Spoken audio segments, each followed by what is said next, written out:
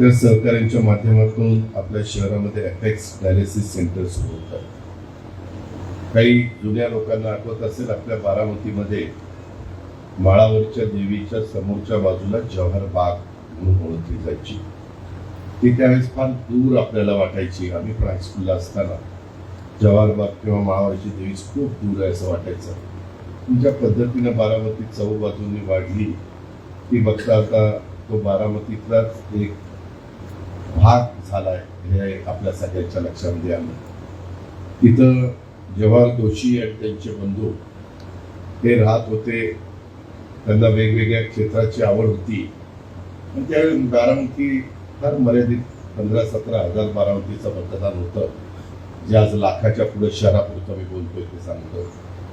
आणि त्याच्यामध्ये अनेक जण आम्ही वेगवेगळ्या पद्धतीने शाळेमध्ये त्यावेळेस बालक मंदिर बारामती एक महत्त्वाची प्राथमिक शाळा म्हणून ओळखली जायची. पूर्वी ती आता आपल्या शंकरराव स्पिलवेलचं जे मारुतीचं मंदिर आहे त्याच्या शेजारी ती भरायची. नंतरच्या काळामध्ये दत्तोबा सावंतांचं ते दुकान होतं त्याच्यासमोर गेली, पण ते नंतर गेली. पहिले आम्ही तिथं शाळेमध्ये जायचो आणि बालक मंदिर तिथं भरायचं आणि बहुतेकांना तिथं ॲडमिशन घ्यावी लागायची. नंतर आम्ही MS मध्ये ॲडमिशन घ्यायचो. आता इथं ज्या डॉक्टर वैशाली बिच्छू आहेत त्या एक्झिक्युटिव्ह डायरेक्टर आहेत अपेक्स किडनी केअरच्या, ज्याचा उल्लेख आपल्या डॉक्टर विशाल मेहतांनी केला की त्यांचे 220 पेक्षा जास्त सेंटर वेगवेगळ्या भागामध्ये आहेत. पण त्या स्वतः बारामतीच्या कन्या. आज लग्न झाल्यानंतर ते आणि त्यांचे मिस्टर बॉम्बे हॉस्पिटलला एक प्रमुख इथं काम करतात आणि त्या स्वतः त्यांच्याबरोबर काम करतात. आणि त्यांनी ह्या क्षेत्रामध्ये स्वतःला वाहून घेतलंय. आणि त्यांना असं वाटत होतं की ज्या बारामतीमध्ये आपण लहानाचे मोठे झालो तिथं एक उत्तम प्रकारे डायलिसिस सेंटर असावं. आणि ते नेमकं त्यांची आणि आमच्या निकिता मेहता आणि विशाल मेहता डॉक्टरांची एकत्रपणे त्यांनी चर्चा केली आणि आज इथं 10 मशीन सुरू करायचा त्यांचा मानस आहे. आता 5 मशीन, 10 मशीनचं सगळं सामान आलेलं आहे, परंतु 5 बेड लागले. 10 मशीन आले, बेड 5 लागले. लावलं तर 10 बेड तिथं सुरू होती. मगाशी मी माहिती घेत होतो, अलीकडच्या काळामध्ये डायलिसिसचं प्रमाण बऱ्याचशा ठिकाणी वाढलेलं दिसतं. आणि त्याला काही कारण आहेत. त्याच्यामध्ये शुगर आहे, त्याच्यामध्ये BP आहे, त्याच्यामध्ये इतर काही प्रश्न आहेत. आपण पण गव्हर्नमेंटच्या वेगवेगळ्या हॉस्पिटलमध्ये त्या सुविधा देण्याचा प्रयत्न करतोय, पण त्या मानाने त्या तुटपुंज्या ठरत आहेत. आणि जी आहे त्या पेशंट लोकांची मागणी आहे किंवा संख्या आहे ते बघता इथं अधिक अशा प्रकारच्या उपलब्धतेची गरज होती. आणि डॉक्टर विशाल मेहता आणि डॉक्टर निकिता मेहता यांचं नेहमीच अशा बाबतीमध्ये बारकाईनं लक्ष असतं. त्यांनी सुरुवात करत असताना पण गेले 35 वर्ष बारामतीशी संबंधित मी एक बारामतीकरांचा लोकप्रतिनिधी असल्यामुळं अनेक डॉक्टरांच्या त्यामध्ये त्यांच्या व्यवसायाला त्यांनी सुरुवात केली. त्यांच्या क्षेत्रामध्ये त्यांनी पाऊल उचललं. त्यावेळेस त्यांची उद्घाटनं मीच केली. नंतर त्यांनी जागा घेतल्या, त्यांनी त्याच्यामध्ये अधिक सुविधा देण्याचा प्रयत्न केला. आज इथं जवळपास 100 बेड अतिशय चांगल्या प्रकारे बसू शकतील अशा प्रकारचं हे मल्टीस्पेशालिटी हॉस्पिटल तिथं उभं करण्यात आलेलं आहे. आणि तिथंही आमच्या डॉक्टर वैशाली बिच्छूंच्या मदतीमुळं आमच्या अपेक्स किडनी केअरच्या निमित्तानं एक चांगल्या प्रकारची सुविधा माझ्या बारामतीकरांना आजूबाजूच्या क्षेत्रामध्ये राहत असणाऱ्या माझ्या नागरिकांना मिळणार आहे. त्या गोष्टीचं समाधान हे निश्चितपणे माझ्यासारख्याला आहे. आपल्या शहरामध्ये डायलिसिस सेंटर आहेत, परंतु काही कारणांनी ज्या रुग्णांना डायलिसिससाठी पुण्याला जावं लागतं त्यांची आता शहरातच सोय होणार आहे. मला मगाशी मी डॉक्टर वैशाली बिच्छू यांच्याशी बोलत होतो त्यावेळेस त्या म्हणाले की आम्ही ज्यावेळेस परदेशात वेगवेगळ्या ठिकाणी जायचो किंवा जातो त्यावेळेस जशा प्रकारे उत्तम प्रकारे डायलिसिसची सुविधा दिली जाते त्याच धर्तीवर आमच्या अपेक्स किडनी केअरच्या मार्फत ती सुविधा देता आली पाहिजे आणि त्यामुळं अशा प्रकारचे सेवा घेणाऱ्या माझ्या पेशंट लोकांचा त्रास वाचणारे गैरसोय दूर होणाऱ्याशिवाय एक विश्वासार्ह ठेवा या ठिकाणी त्यांना मिळणार आहे. आपल्या बारामतीतच मेहता मेडिकल मल्टी स्पेशालिटी हॉस्पिटलच्या माध्यमातून हे अपेक्स डायलिसिस सेंटर आणि जॉईंट रिप्लेसमेंट आणि स्पाइन सेंटरची सुविधा उपलब्ध करून दिल्याबद्दल मी डॉक्टर विशाल मेहता, निकिता मेहता तसंच डॉक्टर वैशाली बिच्चू यांचं मनापासून अभिनंदन करतो. तमाम बारामतीकरांच्या वतीनं त्यांचे आभार देखील मानतो.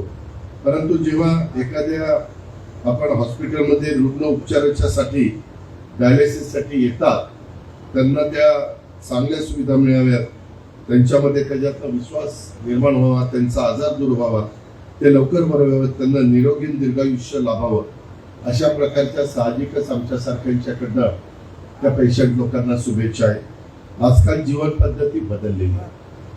माझ्यापेक्षा समोर बसलेले स्टेजवर बसलेले डॉक्टर वैद्यकीय क्षेत्रामध्ये काम करणारे हे जास्त अधिकारवाणीनं त्या संदर्भामध्ये बोलू शकतात. पण मी अनेक वर्ष राजकीय जीवनामध्ये काम करत असल्यामुळे, मंत्रिमंडळात काम करत असल्यामुळे माझ्याकडे पण वैद्यकीय शिक्षण, मेडिकल एज्युकेशन आणि सार्वजनिक आरोग्य याबद्दलच्या अनेक फाईल येत असतात आणि त्याच्यावर मला त्या बाबतीतले निर्णय घ्यावे लागतात, सह्या कराव्या लागतात. आज आपण बघितलं तर डायलिसिस केंद्राची गरज ही तुमच्या माझ्या देशात म्हणजे लक्षात आलेली आहे. आपल्या महाराष्ट्रात पण त्याची गरज आहे, आपल्या बारामतीमध्ये पण त्याची गरज आहे आणि त्यासाठी राज्याच्या आरोग्य विभागाच्या माध्यमातून प्रत्येक जिल्ह्यात, तालुक्यात डायलिसिसची मोफत सोय उपलब्ध करून देण्याचा आमचा राज्य सरकार म्हणून प्रयत्न आहे. काही ठिकाणी खासगी संस्थांच्या मदतीतून देखील आपण डायलिसिस केंद्र सुरू करतोय आणि धर्मादायी संस्थांच्या माध्यमातून देखील अशा प्रकारची केंद्र महाराष्ट्रामध्ये सुरू केलेली आपण पाहतोय आणि ही जबाबदारी थोडीशी आम्ही धर्मादाय आयुक्तांच्यावर जबाबदारी सोपवलेली आहे आणि त्याचा उपयोग हा निश्चितपणे होतो. असं असलं तरी खासगी संस्था, स्वयंसेवी संस्था, धर्मादाय संस्था यांची या कामात मोठी गरज आहे आणि सरकार आणि खासगी क्षेत्राने मिळून काम केलं तरच आपण राज्यात चांगली रुग्णसेवा उपलब्ध करून देणार आहोत. आणि त्याच्यावर डायलिसिस केंद्र सुरू केली तरी काही ठिकाणी ती वारंवार बंद पडण्याच्या तक्रारी येतात. आज ही सुरू करत असताना हे आमचं डॉक्टर वैशाली बिच्चू यांचं अपेक्स किडनी केअर आहे. त्यांच्या 220 सेंटर असल्यामुळं त्यांच्याकडे अतिशय प्रशिक्षित अशा प्रकारचा वर्ग हा त्या ठिकाणी आहे. त्या स्वतः त्यांचं लहानपण बारामतीमध्ये गेलेलं असल्यामुळं त्यांचं विशेष लक्ष या ठिकाणी राहील याबद्दल माझ्या मनामध्ये तीळमात्र शंका नाही. त्यामुळं आपल्या बारामतीकर आणि बारामतीच्या परिसरातल्या रुग्णांची एक चांगल्या प्रकारे गैरसोय दूर व्हायला मदत होणार आहे. हे पण अतिशय एक चांगलं काम आहे. एकंदरीतच हे सगळं काम करत असताना मला आता डॉक्टर मेहता दाखवत होते की वेगवेगळ्या प्रकारे शिबिर घेण्याचा प्रयत्न ते त्या ठिकाणी करतायत. मी आत्ताच बोलत असताना त्यांना सांगितलं की सध्या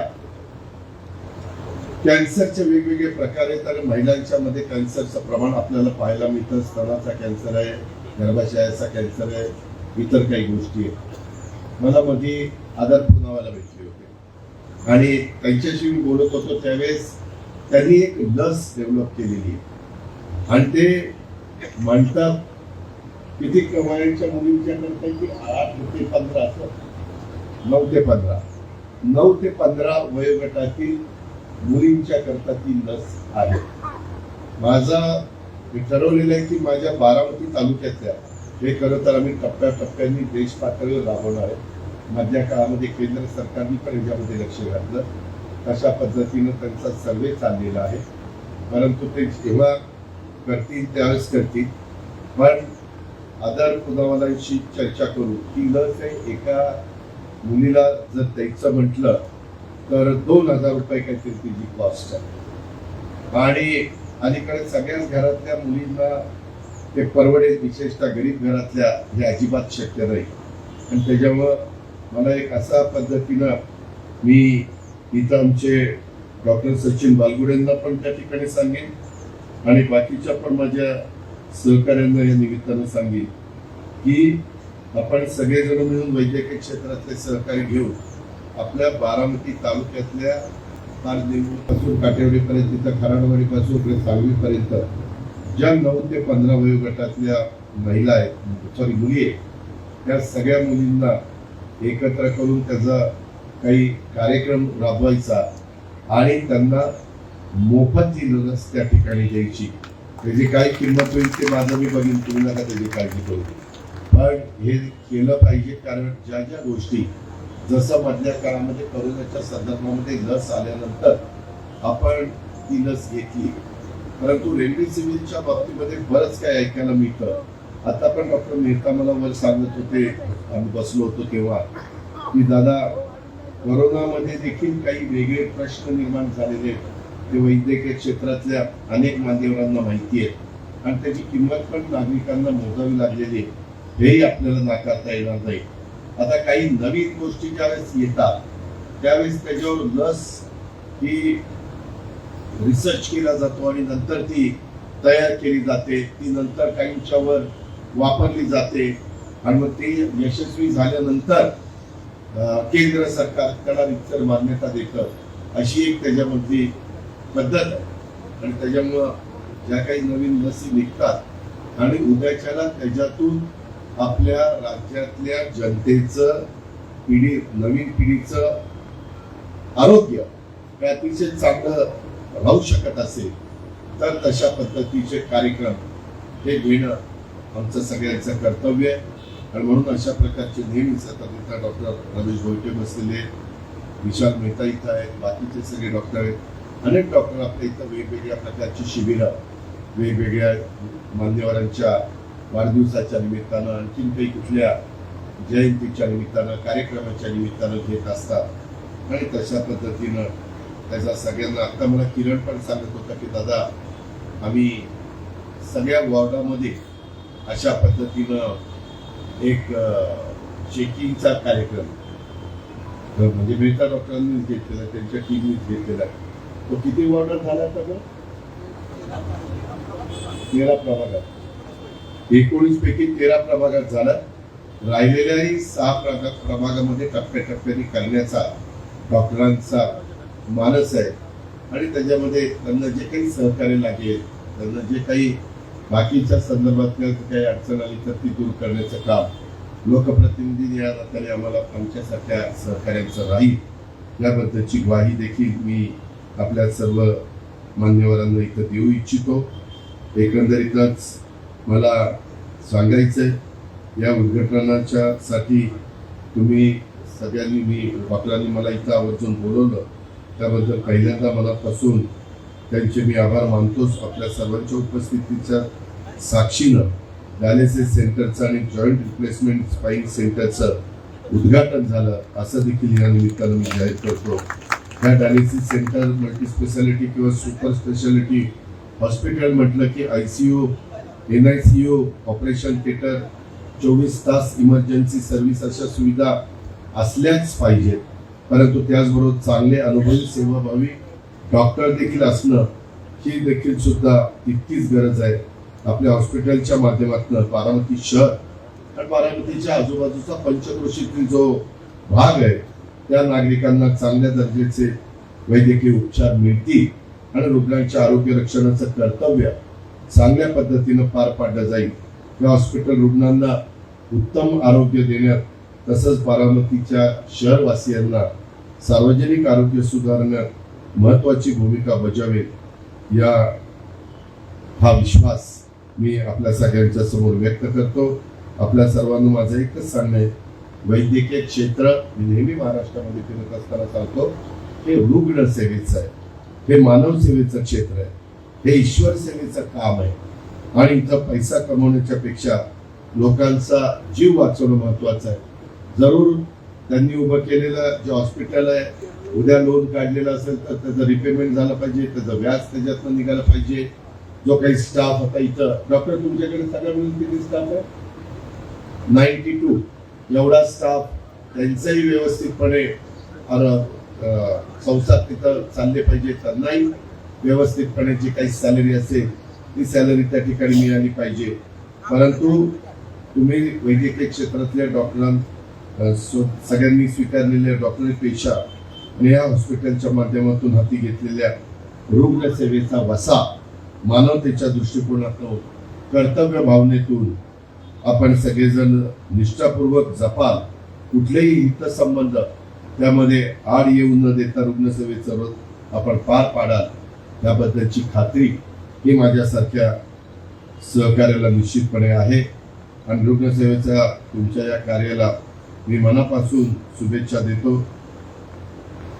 आमचा बारामती शहर आणि मिया मुक्त शहर करण्याचा देखील मानस आहे. तशा प्रकारचाही आमचा त्या ठिकाणी प्रयत्न चाललेला आहे.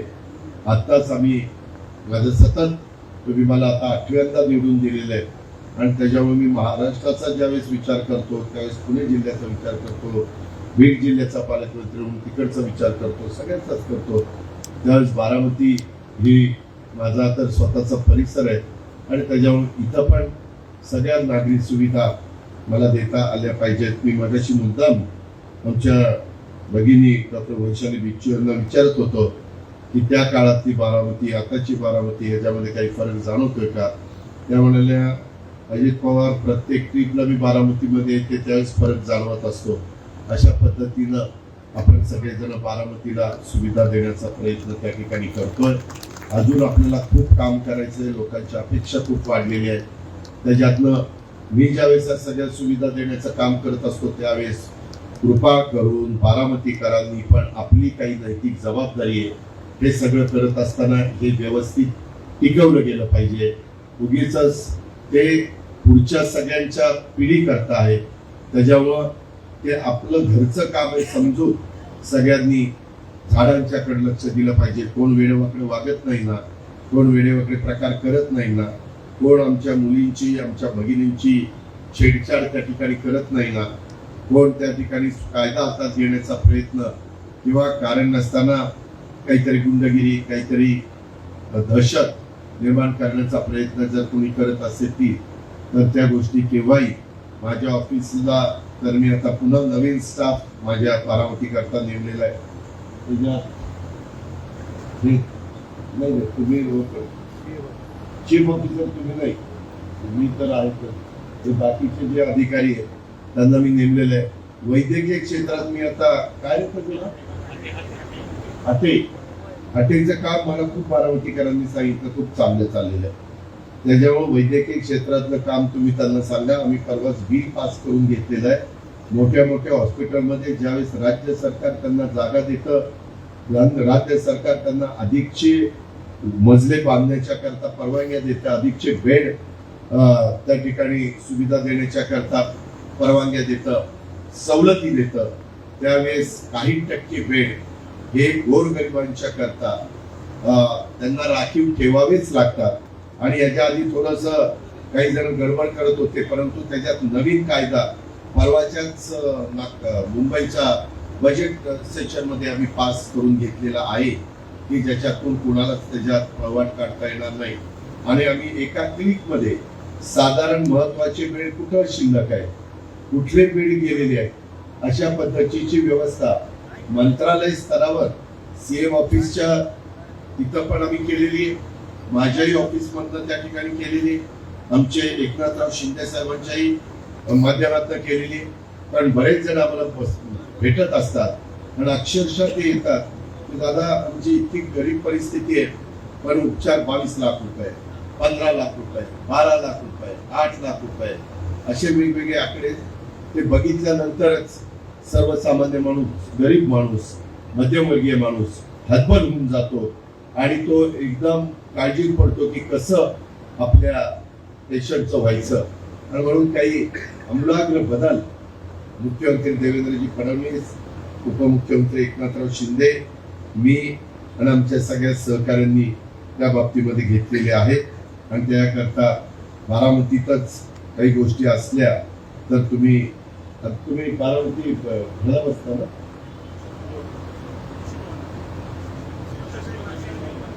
कृषी भवन नाही आणि राष्ट्रवादी भवनला बसत. सोमवारी राष्ट्रवादी भवन आणि कृषी भवन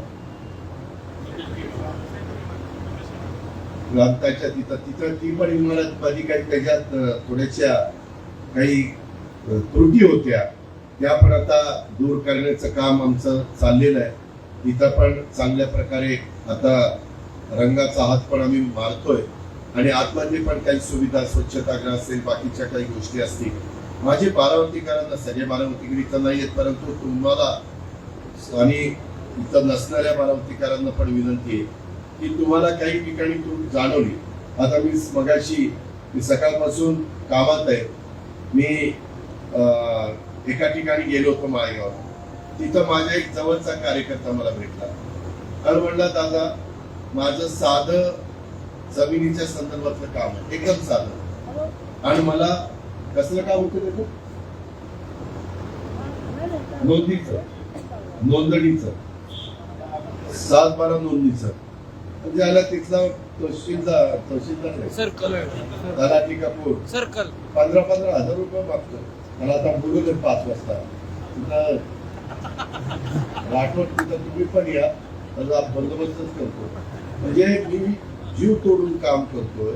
कुठलाच लगेच बटन दाबायला आता ब्रेकिंग न्यूज नको दाखवला पवार असं म्हणणार, तुझा धंदा चालायचा आमची वाट लागायची. मला एवढंच सांगायचं, मी माझ्या घरी बोलतोय, तू बस ना जात तुला बारामतीत बोलतोय. त्यामध्ये त्याचा गमतीचा भाग जाऊ द्या, परंतु मी एवढे सुविधा देतो, सगळ्यांना जे काही पाहिजे ते देण्याचा प्रयत्न करतो, त्यांना इन्फ्रास्ट्रक्चर देतो. त्यांना इथं अधिकारी म्हणून आणताना त्यांना कुणालाही कसलाही एक नया पैशाचा खर्च येत नाही. म्हटल्यानंतर त्यांना आम्ही 7वं वेतन देतो.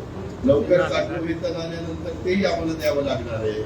मग एवढं सगळं करत असताना तुम्ही कशा करता पैशाची मागणी करता? तुम्ही म्हणजे जे मागणी करतात ते, हे जे काही चाललेलं आहे ते मी अजिबात खपून घेणार नाही. तुम्ही कुणाच्याही वशिल्याने जर इकडे आलेला असला तर मला काही त्याच्याशी घेणं नाही. सगळ्यांना आम्ही परवा संविधानाच्या घटनेचे शिल्पकार डॉक्टर बाबासाहेब आंबेडकरांनी दिलेल्या संविधानाच्या बद्दल खूप महत्वपूर्ण चर्चा ही शेवटच्या 2 दिवसामध्ये त्या ठिकाणी झालेली तुम्ही पेपरला वाचली असेल, टीव्ही मध्ये पाहिली असेल. पण अजूनही काही जण त्यांचा चुका दुरुस्त करायला तयार नाहीये, ते सोकावलेले अशा काही गोष्टी आहेत. त्याच्यात पण आता लक्ष घालून त्यांना सरळ केल्याशिवाय गत्यंतर नाही. आणि ह्याच्यातून आपण अधिक सांगणारे. आता पण मी डॉक्टरांच्या कार्यक्रमाला आलो.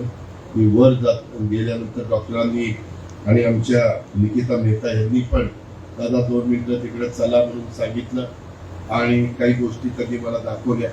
शेवटी प्रत्येक क्षेत्रातला एखादी व्यक्ती चांगलं काम करत असल्यानंतर काहींना दाखवलं तर त्यांनाही ते बरं वाटतं आणि समाजाने त्याची नोंद घेतली तर त्यांनाही ते काम करण्याचा हुरूप येतो. तरी इथं बसल्यानंतर एखादा त्रयस्थ असेल ना, त्याला वाटेल ही अजित पवार त्याच्या मतदारांना भेटत नाही का, काय यायचं, कागद द्यायचा, सारखा फाईन द्यायची, कागद द्यायचा, फाईन द्यायची. आम्ही या ठिकाणी सांगतो ना, खाली जाऊन घ्या, त्यांना हातातच देत नाही. अजित पवारच्या हातात दिलं तरच कागद नीट जातो आणि माझ्या PS हातात दिलं तर काय ते पुसलं जातं? तो मला चालून देणार ना. पण ही कुठली पद्धत झाली? मी पण 35 वर्ष तुमचं काम करतो, मलाही आता राज्याची जबाबदारी पाहावी लागते. मलाही त्या ठिकाणी दौरे. आता काल मी आंबोलीला सकाळी ह्याला होतो, कोल्हापूरला होतो, नाही सकाळी आंबोलीला होतो, दुपारी कोल्हापूरला होतो, संध्याकाळी आपल्या इचलकरंजीला होतो, रात्री पुण्याला आलो आणि सकाळी पुन्हा बारामतीचं काम सुरू केलं. उद्या पुन्हा पुण्यामध्ये काम आहे. त्या सगळ्याचा व्याप बघून त्याच्यामध्ये काम करावी लागतात. परंतु तिथं उभं राहायचं त्यांचा कार्यक्रम आहे. सार्वजनिक कार्यक्रम आल्यानंतर मी तुमच्याकरता आहेच ना, कुठं पळून चाललो. पण हे जे काही प्रकार चालतात आणि मला माझ्या सिक्युरिटीला पण सांगायचं, तुम्ही पण त्यांचे काय कागद असेल तो नीट घ्या, सगळ्यांची बेल लावा. आता मी मगाशी डॉक्टर विशाल मेहता काय बोलताय ते ऐकतोय. आणि दोघं तिघं किरणला दुसऱ्या मारतात, दादाला आमच्या कागद बघायला, फाईल फाईल बघायला, फाईल बघायला. अरे होईल ना बाबा, ज्याचा कार्यक्रम घेतला ती काय बोलतोय नको ऐकायला. काही त्यांनी माझ्याबद्दल अपेक्षा व्यक्त केली तर मला सांगायला नको किंवा मी ह्याच्यात असा मार्ग काढतो तसा मार्ग काढतो. बटणं दाबतात म्हणजे काय.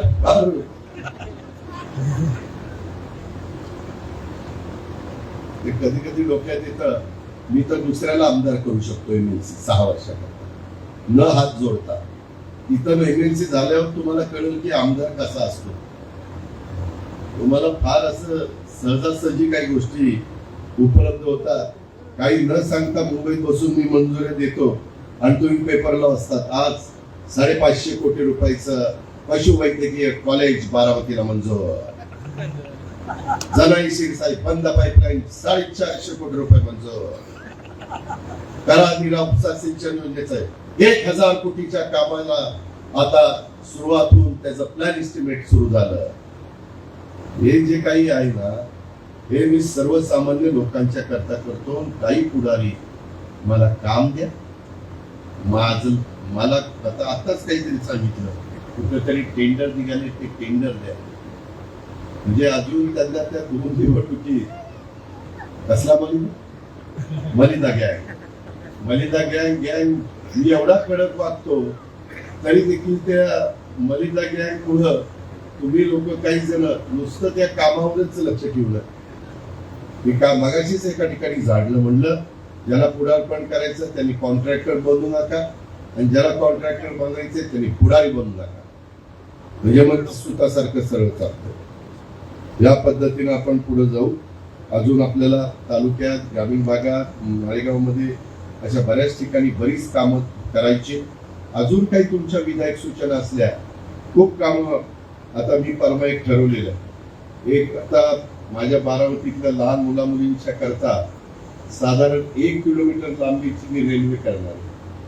आपला कॅनल आहे ना, म्हणजे बीजी घाऱ्यांच्या इथलं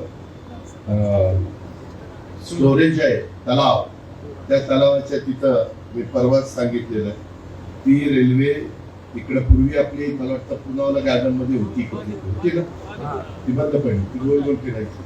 आता ही सरळ जाईल 1 किलोमीटर आणि पुन्हा सरळ 1 किलोमीटर माघारी त्या ठिकाणी येईल. अशा पद्धतीच्या वेगवेगळ्या भागात वेगवेगळ्या गोष्टी अशा खूप चांगल्या चांगल्या करण्याचा माझ्या सहकाऱ्यांचा मानस आहे.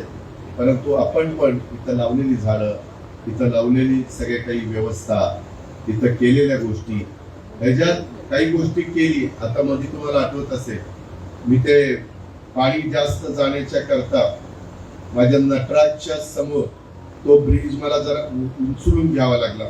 मला जलसंपदाचे PWDचे अधिकारी म्हणजे दादा ह्याच्यात पाणी बसणार नाही. उद्याच्याला जर आता काहीतरी 700 का 600 क्युसेस पाणी जातं, आपल्याला 1000 क्युसेस पाणी गेलं पाहिजे, कारण खाली पाणी इंदापूर तालुक्यापर्यंत पोहोचलं पाहिजे आणि म्हणून ते वर करावं लागेल. त्याच्यावर एवढी टीका माझ्यावर.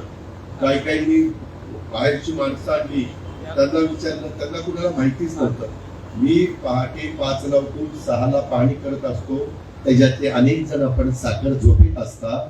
त्यावेळेस मी त्यातल्या तज्ञांना विचारून वेगवेगळे ड्रोन वगैरे लावून, कॅमेरे लावून, तिथं पोती वगैरे ठेवून कसं वन वे केला पाहिजे, कसं टू वे केला पाहिजे, कुठलं ट्रॅफिक कसं आलं पाहिजे, कुणाचं स्थलांतर करायचं म्हटलं तर ते कुठं नेलं पाहिजे, त्यांचाही व्यवसाय वाढला, धंदा चालला पाहिजे. पण आपल्यातले नागरीकरण मोठ्या प्रमाणात झाल्यानंतर आपल्यालाही बाकीच्यांना वाहन न्यायला यायला त्रास होता कामा नये. त्या अनेक प्रकारच्या गोष्टी या आमच्या करण्याचा त्या ठिकाणी मानस असतो. आणि तुम्ही पण त्या बाबतीमध्ये बघताय, फक्त रॉंग सांगणे येत नका जाऊ. जी काही तुम्हाला दिशा दाखवलेली आहे त्याच दिशेने जात जावा. आता तर मला वाटतं परवा एकाने पत्र पाठवलं, दादा नितीन गडकरींनी फार कडक कायदा केला. म्हणलं काय झालं? गाडीवर बसल्यानंतर बेल्ट नाही लावला तर 1000 का 2000 रुपये दंड. किती आहे? 1000 का 2000 आहे. तर तेवढा दंड लावलाय. मग बेल्ट लावायला काय जाते, दंड कशाला लागेल? बेल्ट तुमच्या स्वतःच्या सुरक्षितेकरताच गडकरी साहेबांनी तो कायदा आणला ना, स्वतः करता तर त्यांनी आणला नाही ना. किंवा हेल्मेट, उद्याच्याला डोक्यावर कुणी पडलं तर डोक्याला जखम होऊ नये म्हणून हेल्मेट. हे कायदे काही आम्हा मंत्र्यांना बरे वाटतात. आम्ही कायदे मंडळामध्ये तुम्ही आम्हाला निवडून देता, आम्ही तिथे कायदे करतो. जसा ते हॉस्पिटलच्या करता परवा कायदा केला तसा. पण त्या संदर्भामध्ये आपण पण जबाबदार नागरिक या नात्याने सहकार्याची भूमिका ही तिथं घेतली पाहिजे. आता आपण बारामतीचं चव्हाण साहेबांच्या नावाने ते वाचनालय आहे ना, आपण आता करतो ते. ते किती कोटीचं? 27 का 35 कोटीचं आहे. तुम्ही बघा ते झालं ना, तुम्ही पण आश्चर्यचकित व्हाल. जो वाचत नाही तो पण तिथं जाऊन वाचायला लागेल. एवढं चांगलं वाचनालय त्या ठिकाणी करतोय. होईल आता थोड्या दिवसात अंतिम स्टेजवर आहे.